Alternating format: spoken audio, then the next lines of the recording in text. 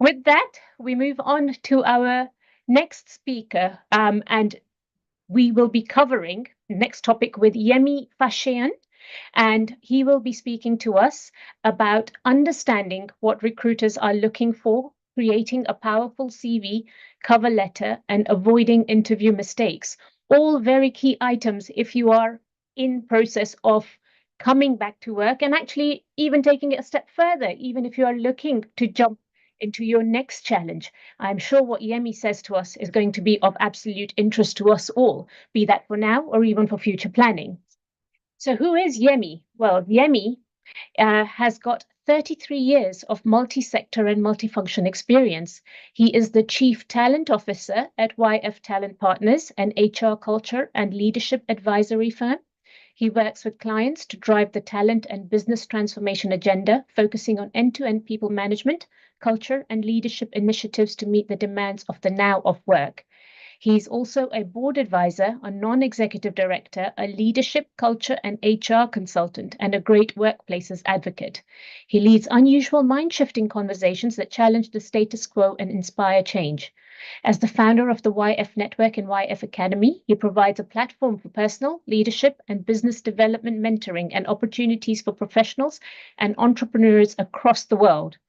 He's received multiple global recognitions for his impact and influence in the HR and leadership space, the latest being the LinkedIn Top Leadership Development Voice Badge in April 2024. He's also an author and he loves Mondays. Yemi, you might be one of the rare breed who loves Mondays. So I welcome you, Yemi. Thank Please. you. Thank you. Thank you so much. Yes, I do love Mondays. Maybe everybody wants to know the reason why I love Mondays. I Yes, mean, please.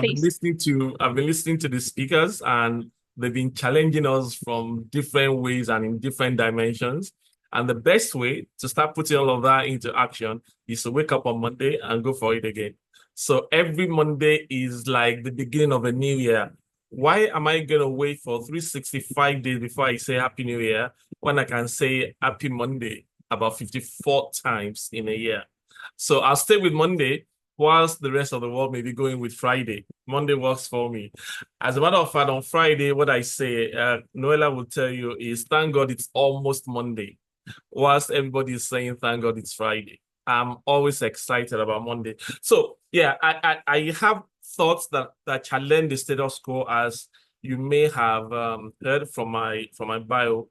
And the start of this conversation is also for me to challenge the topic that has been given to me. That's the start point, right? Noella, I'm sure you were not expecting this, but yeah, I mean, I'll just be true to self. Allow me to be true to self. We spend a whole lot of time in today's world trying to get the perfect CV, trying to get the perfect cover letter for us to get a job. But can I say quickly that the first table I'd love to shake is that a perfect CV is a red flag for me. If your CV is too perfect, then it's a red flag. It means that we are, to use a local balance, what you're doing is you are packaging. You are packaging your CV to suit the realities, right? Rather than package CV and spend time and go through AI and Meta to write that perfect CV, why don't you first concentrate on yourself to be the perfect candidate or the perfect employee? Again, all the things that share with us already, they are things that are starting with self, not from the CV. So what are recruiters looking for? Recruiters are not looking for the perfect CV. They're looking for the perfect or near perfect employee, right? We are looking for the individual who will match the profile, what we have against the job description. So I always tell people within my inner circle, don't start from the CV when you're applying for a job. Start from the job description. As a matter of fact, if the job description doesn't match your qualification, your skills, your experience, don't apply for the job. But what I see a lot these days is One individual will say to me, I can apply for the job of a customer service person, for the job of an HR person, for the job of a supply chain person. All I need to do, excuse me, all I need to do is to package my CV to fit the role. No, we need to move away from that misconception. I promise you, and I'm not lying to anyone, I worked in about 13 organizations before I became a consultant, 13. And the CV that I used from a very long time ago, 2006, was all I have till today. All I have been doing was to update. The new job, just update my CV. The new job, just update my CV. But guess what I'm updating with? I'm not updating with not realities around me. I'm updating with my experiences that are new, with the new competencies that I've picked up, with the new network that I've developed. I'm updating with new experiences, basically. And if I picked up a qualification along the line, maybe I became certified in the space of HR, I will include that on the same format that I've used for like how many years now? I think about 18 years. The same CV, the same format. But what I see today is, let me give you an example of something that happened in the course of the week. And I was a bit, what's the word to use? Maybe disappointed, but maybe that's where the world is going. And I'll share that experience. I know an individual within my circle, and I know the way this individual writes on social media, on LinkedIn especially.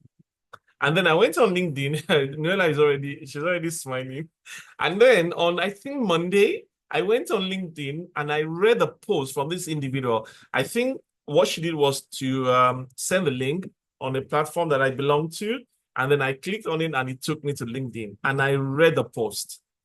And I'm like, no, this post from the first letter to the last letter is not the individual that I know.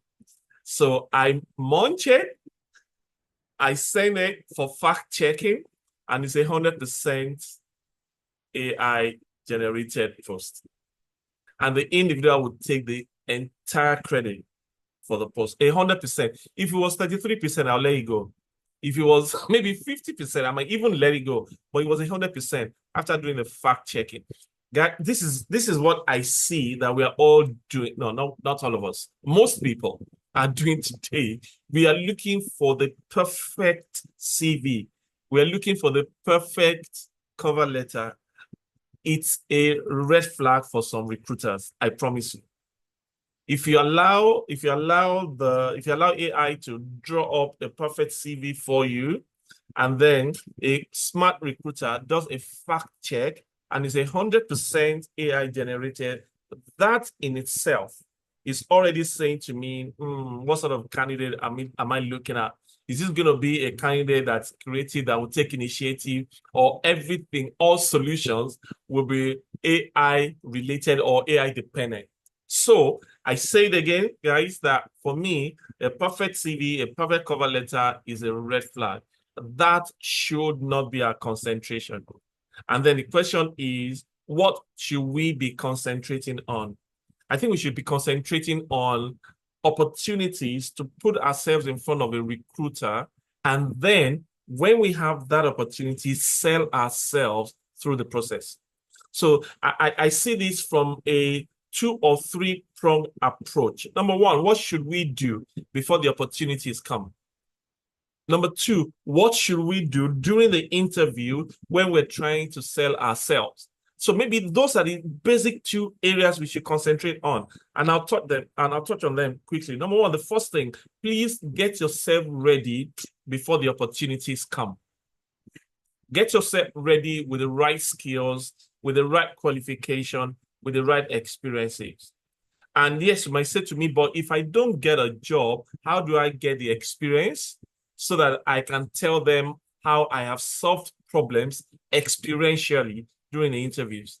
And I'll say to you, you may have taken a career break, or you may be in what I call the waiting room at the moment. The first thing I'll say to you is, while you're in the waiting room, don't stop growing. Don't stop growing. Self-development is too key for career success in today's world. As a matter of fact, what I have said over and over is, if you are not in love with self-development, you are cheating on yourself. So don't cheat on yourself. Constantly Data has become globally commoditized. Learning has become commoditized. So the same smartphone that we are holding in our hands, but for some people it is entertainment, for some people it is to pass time. That same device for me is my primary source of self-development. I'll give you an instance. I haven't been to LinkedIn this morning. In Nigeria, it's about 20 minutes to 12. I haven't been to LinkedIn. And I promise you that as soon as I finish here now and I go on to LinkedIn to check, I am 100% sure that I will get feeds or contents from about 4-5 sources immediately. I will get from Simon Sinek because I am about leadership. I will get from TED Talk because I am always following them. I will get from John C. Maxwell, definitely. I will get from Gary Vaynerchuk or Maverchuk. I will get from him. And I'll get from 2-3, I'll get LinkedIn. I'll get LinkedIn training, just short clips that will talk to me about employee experience, culture, HR, leadership. Those will be my first 5 or 6. You know why? Because algorithm has shown that I am on LinkedIn constantly to learn from those 4-5 people or 4-5 sources. So constantly, when you're waiting for that opportunity, rather than focus your energy on a perfect CV or a perfect cover letter, concentrate on perfect self-development journey. So when you go on your social media tools, please make sure that self-development is your primary objective. I'm not saying we shouldn't go after I stole your sources, Noella. I'm not saying you shouldn't go get entertained. You shouldn't go get moments to laugh and follow entertainers and sports people. That's not what I'm saying. But your primary concern should be self-development, so that when the right opportunity comes, you'll be able to sell yourself through that experience. So for those of us in the waiting room, please don't stop growing. Don't stop self-developing. Don't stop self-improving. That, for me, is where we should focus. And I promise you that opportunities will always come when we are in the space of capacity building, when we're in the space of competency development, and when we're in the space of always being one step ahead of a game in our space, in our field. Certification is an option. Another degree is an option. But I promise you that you got a whole lot that you can get today just by holding a smart device. So that's number one. Before the opportunities come, for me, get ready. Build capacity. I see many people raising their expectations without raising the capacity to meet the expectation. There will obviously be a disequilibrium when your expectation is so high, but your capacity to receive or capacity to meet the expectations isn't there, then there will be a disequilibrium. So what I think we should do is raise constantly our game of self-development for ourselves, so that when the opportunities now come, our expectations will be in sync with what we're looking for. That's the first part of it. Now, the second part of it is when we've done all of that, another thing we should be looking out for is interning and volunteering opportunities to get ready for the dream job that we're looking for. Now that I've mentioned dream jobs, can I quickly say that dream jobs are all over the place, but dream employees are very scarce. We have dream jobs. I mean, for those of us in the HR space trying to recruit 4 people, we can tell you for free that constantly we are putting out adverts out there looking for people, but we struggle to find the right individuals with the right skills and competencies. We struggle. So what's going on? And everybody is sitting somewhere and looking for dream jobs. But dream jobs are all over the place. What we don't find enough of are dream employees. The start point is not a dream CV or a perfect CV. The start point is for us to develop ourselves from a competent perspective, emotional intelligence perspective, political intelligence perspective, get ourselves ready for those dream jobs by first being dream employees. So interning are great opportunities for us to ramp up our skills and also our competencies and our experiences. Volunteering is another opportunity as well. Whilst you're waiting, and for those who are waiting, for instance, because of maybe of a new baby, right? You can sell yourself that experience is a leadership experience. Bringing a new child into the world, settling the child into the world, being with the child and all that is development. You know what I mean? So it is, again, how we sell our experiences, right? But I believe we should go for interning. I believe we should go for volunteering opportunities so that we can get ourselves ready for the opportunities when they come. And then the things that I think we should do when those opportunities for interviews now come is, number one, rather than also looking for a perfect CV, do some research around the organization where you want to go work. We don't do enough of that. Do some research. Research is, you can't get it wrong with too much information. Yeah, you can get it wrong with too little, but you can't get it wrong with too much information. So what you need to do is do a lot of research around the job that you are interviewing for. Many people don't do enough of that. Research about the organization, research about the sector, research about the industry, research about its impact within the global and the local environment, research how they cope during COVID, research about the leadership DNA, research about the culture, research a bit about maybe the pay. For me, the pay is always going to be the last thing, but at least do some research about the organization so that when you are talking to them during the interview, you are talking from an informed perspective. You are discussing intelligently.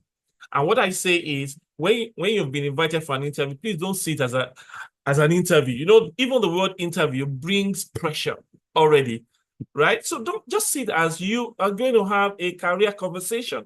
That's what I call it. I don't call it an interview. I'm going to have a career conversation where I'm just going to go showcase my experience, my skills, my competencies, the things I gained while I was bringing up a new child, the things I gained while I was interning or volunteering. I am going to have a career conversation that reduces the pressure ab initio. See the interview as a career conversation. Number two, like I said, don't make pay the first thing. Every time we invite you for an interview or we want to send your CV, the first thing you're asking is, what's the pay? What's the pay? What's the salary range? Can we reduce the focus on pay and then focus more on value and experience? And the best way to do that is ask for the job description. Never, ever, after today, go for an interview without laying your hands on the job description. It is the job description that allows you to not shoot from the dark. You know exactly what the job requires, and your preparation will therefore be around what you need to do, what you need to know, so that you can speak to that space of job description. What I call job description is, it's your weapon of mass destruction against the enemy. Let's see the interviewer or members of the panel as the enemy. If you've got the job description and you're familiar with it, that is your weapon of mass destruction. So please never go into an interview session without a job description. I have talked about the homework that you need to do about the role, the organization, leadership DNA, and all that. Another thing is, please tidy your communication. And I have heard this over and over. Yemi, it's an interview. I just want to go for, they should be looking at my technical capability, not my communication. There are, for every role, maybe there are 10 people that we are interviewing for every role. Maybe 4 people from a competency, skills, experience perspective. Maybe 4 of you are at par. And the only thing that may stand you apart may just be your communication. So I'll say it over and over. And this is not because I am a communication expert, not just because of that, but because the opportunities are limited. Whether we like it or not, many people are looking for the same role that you're looking for. What's going to be your edge against the 4, 5, 6 other people? I say that we must always attempt to be the standard candidate against which other candidates are measured. Be the standard candidate against which other candidates are measured. And you can't do that if your communication is all over the place. If your non-communication skills are also not good, if you're laid back and passive during the interview, somebody is saying, no, this guy doesn't have fire in his belly, no glint in his eyes, and all that. Those are the things we say when candidates are out of the room, you know? So be careful of your communication, your verbal, as well as your non-verbal communication. Your responses, keep it short and simple, straight to the point. Your responses to the questions, keep it short and simple. The more you try to talk and impress, the more smart interviewers like Noella will find holes in what you are saying, and they will now drill you more. Keep it short, keep it simple. When you talk too much, there may be many pitfalls in the things you're saying, but make it very, very, very, very, very direct, and don't by any means say too little, or by any means say too much. Keep it short, keep it simple. I think I have 2 or 3 more. Avoid interrupting your interviewers. Don't interject. Wait until they land with the questions before you dive in. They may be asking you a question that you already know, and you are agitated to quickly dive into it.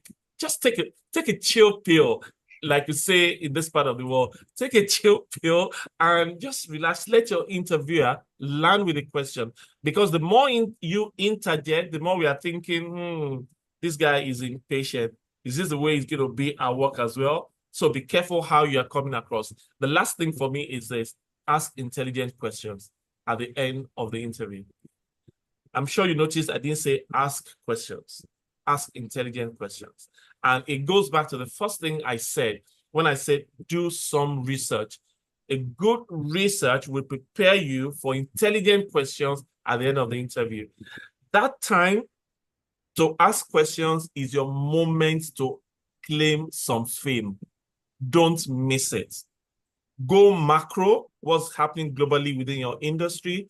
Go micro, what's happening in this organization. I read that you restructured late last year. How is that going? How has that gone? And all that. So grow micro, ask about the projections, ask about the financials, the impact of COVID and post-COVID around the organization.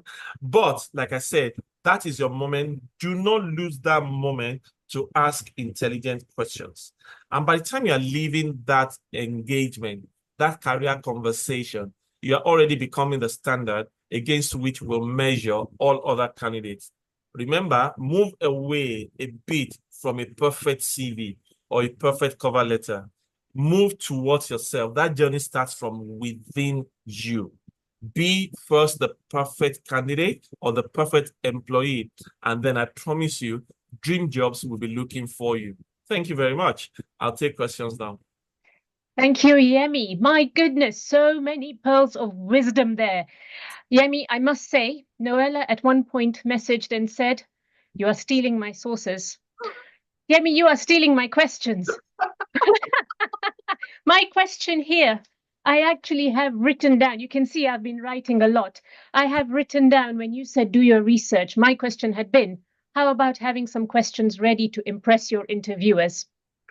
You have answered that. What more can I say? So Vivian inspired me about analogies. I think your overall message here is the analogy. Correct. When you go to an exam and you are asked a question, don't put down everything you know. What is the question asking? What is the job description? And then you respond accordingly.